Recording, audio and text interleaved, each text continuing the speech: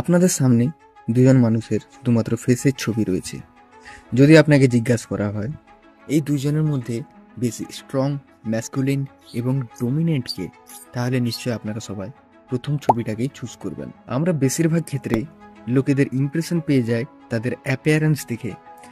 সবসময় আমরা বেসিক্যালি তিনটি বিষয় নিয়ে আলোচনা করি: জ, আইজ এবং মিড ফেস। কিন্তু আরও একটু ভালোভাবে খতিয়ে দেখলে নজরে পড়বে যে এমন একটা বেস ফিচার্স রয়েছে যেটাকে নিয়ে কেউই অতটা আলোচনা করে না, কিন্তু তার উপরেই নির্ভর করে আমাদের স্ট্রেংথ ইমপ্রেশন, অর্থাৎ স্ট্রং অ্যাপিয়ারেন্স কীরকম হবে। সেই ফিচার্সটি হলো স্কাল বা মাথার খুলি। আর আজকে এই বিষয়ে আমরা আলোচনা করব। স্কাল প্রধানত দুই প্রকার: number 1 warrior skull, number 2 wimp skull. নিশ্চয়ই আপনারা আগেও এই দুটো টার্ম কোথাও না কোথাও শুনেছেন। যদি না শুনে থাকেন চিন্তার কোনো কারণ নেই, আমি বলে দেব। অন্যান্য ভিডিওর মতো এই ভিডিওটিকেও তিনটি পার্টে আমরা আলোচনা করব। পার্ট 1, এই পার্টে আমরা ওয়ারিয়র স্কাল এবং উইম্প স্কালের মধ্যে পার্থক্য খুঁজে বার করব এবং এই দুই প্রকার স্কালের মধ্যে কোনটা ভালো বা কোনটা বেটার সেটা বোঝার চেষ্টা করব। পার্ট 2 বা সেকেন্ড পার্টে আমরা দেখব যে ওয়ারিয়র স্কালকে মোর অ্যাট্রাকটিভ মনে হয় কেন। পার্ট 3, লাস্ট পার্ট, এই পর্বে আমি বলবো যে কিভাবে আপনি ওয়ারিয়র অ্যাপিয়ারেন্স পেতে পারবেন। যদি আমাদের চ্যানেলটিকে সাপোর্ট করতে চান এবং নিজের ফেস ও ফ্যাশন গেমকে ইমপ্রুভ করতে চান তাহলে সাবস্ক্রাইব করে পাশে থাকুন। এবার চলুন বেশি দেরি না করে শুরু করা যাক। যেসব লোকেদের ওয়ারিয়র স্কাল থাকে তাদেরকে দেখে আলফা মনে হয়, কারণ warrior skull hunter look provide করে।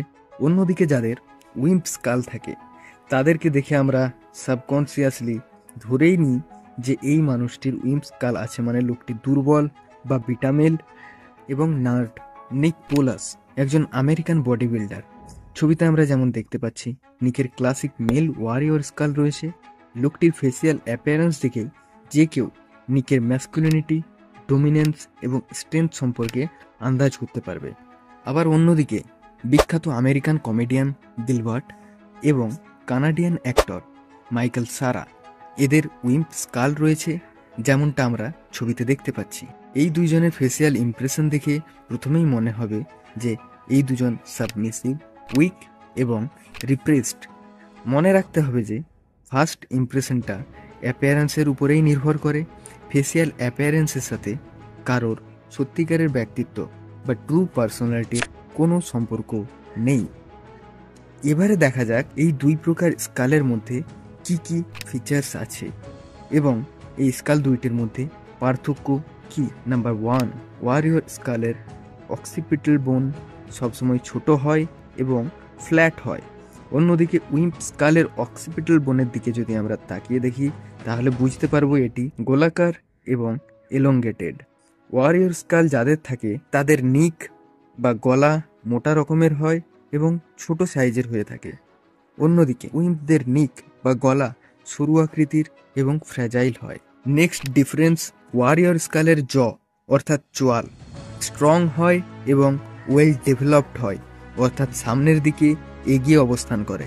কিন্তু উইম্প স্কালের ক্ষেত্রে বিষয়টা হয় উল্টো, এদের চোয়ালকে দেখেই উইক মনে হয় এবং পিছনের দিকে অবস্থান করে। যাদের ওয়ারিয়র স্কাল থাকে তাদের নাকের আকৃতি খাড়া অর্থাৎ সোজা হয়। অন্যদিকে যাদের উইম্প স্কাল থাকে তাদের নাক অনেকটা হুকড বা বাঁকানো এবং বড় সাইজের হয়ে থাকে।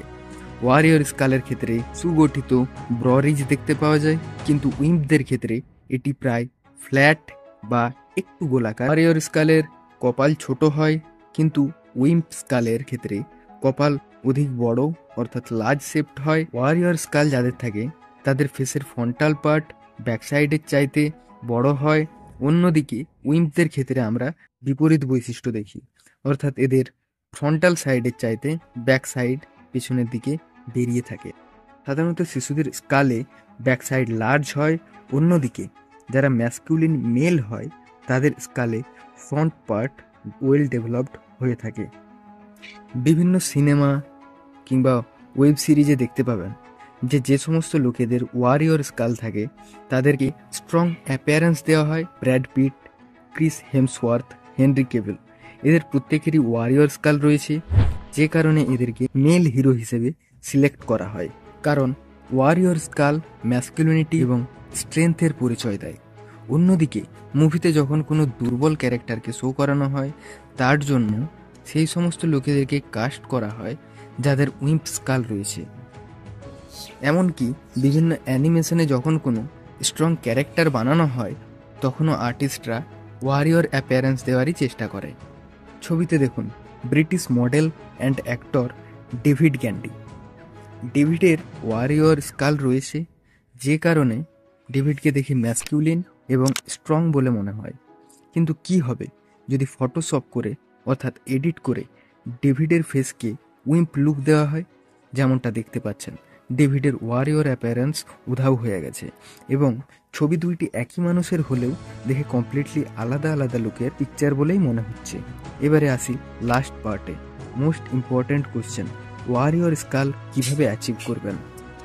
সবসময় মাথার পেছনের দিকে চুল ছোট করে কেটে ফেলবেন এবং উপরের চুলগুলির সাইজও শর্টার রাখবেন, না হলে পেছন দিক লার্জ মনে হবে এবং চাইল্ড লাইক অ্যাপিয়ারেন্স তৈরি করবে। টিপ 2, নিক মাসেলকে ট্রেন করুন। নেক্সট পয়েন্ট, গ্রো এ বিয়ার্ড। দাড়ি রাখলে আপনার চোয়ালকে দেখে অনেক বেশি স্ট্রং বলে মনে হবে এবং ম্যাসকুলিন লুক পাবেন।